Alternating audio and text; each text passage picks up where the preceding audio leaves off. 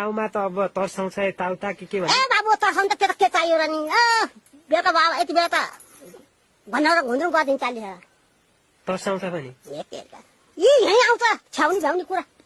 के आउँछ देख्नु भएको छ हेर्नु बाबु हजुर मैले ढाकेर काम छैन तँलाई मेरो घर छ हजुर म यो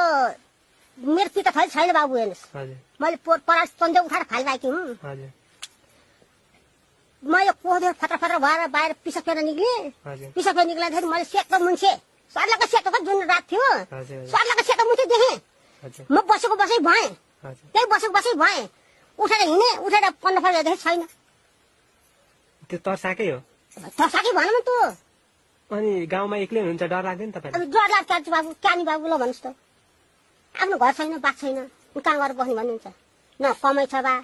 अनि कतिले त यो तर्साउने हुँदैन भन्छन् ए तेरिका त्यस्तो तर्साउनु त कति हुन्छ कति बाबु हो किन नहुनु तर्साउने कुरा तपाईले आँखैले देख्नु भएको छ खै देखेँ मैले